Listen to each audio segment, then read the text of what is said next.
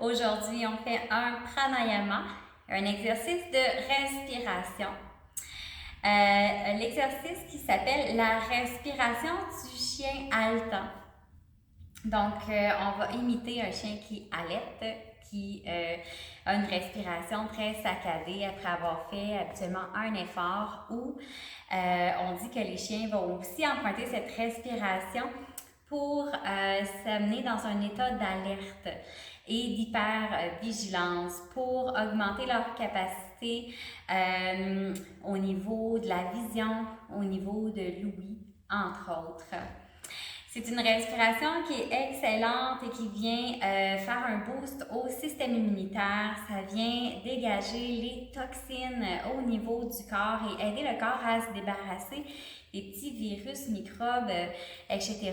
qui pourraient venir essayer d'attaquer notre système immunitaire. Donc, on peut la pratiquer quelques fois par jour, pourquoi pas. Pour faire la respiration du chien haletant, on va venir apporter la langue sortie le plus loin que possible. On va avoir les yeux fermés, les mains, on va se mettre en posture, soit assis, jambes croisées, soit en posture du rocher, donc les pieds sur les talons ou avec un petit coussin pour nous aider. Donc, on choisit la posture de notre choix, on pourrait le faire assis aussi sur une chaise. Les mains sont sur les cuisses, la langue est sortie. On va vraiment faire comme si on haletait comme un chien.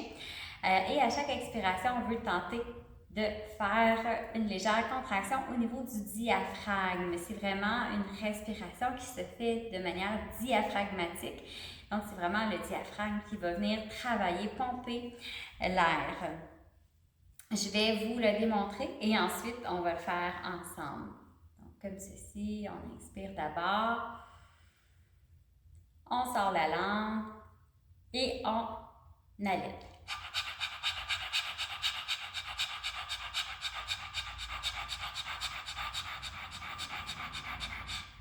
Vraiment comme un chien.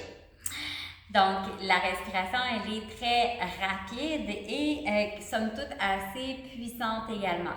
Il est possible pendant la respiration qu'on sente un léger étourdissement. On peut arrêter quelques secondes et reprendre si c'est le cas.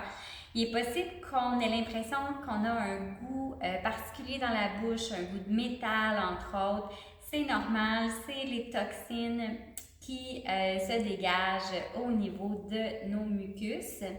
Ça peut être intéressant suite à cette respiration d'aller brosser les dents et la langue.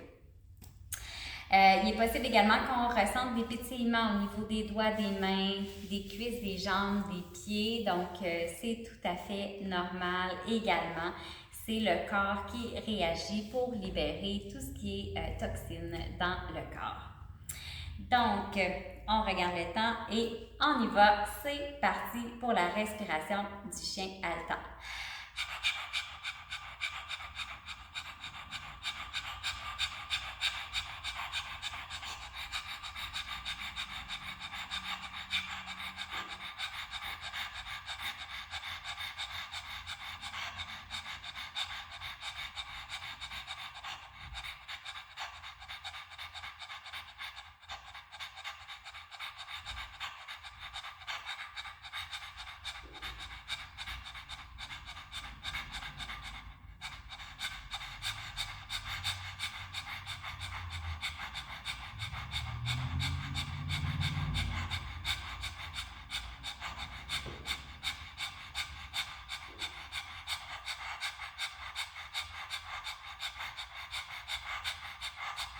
Encore 30 secondes, on ne lâche pas.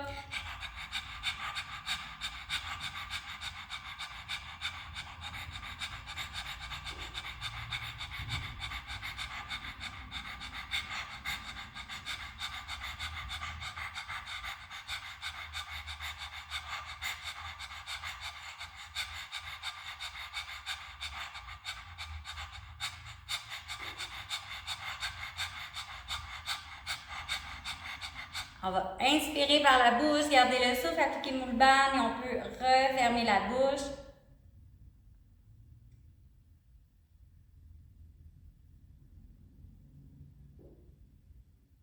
Expirons, relâche. dépose les mains en Jan Mudra sur les cuisses ou les genoux. Les yeux sont fermés, on porte notre regard à l'intérieur de nous.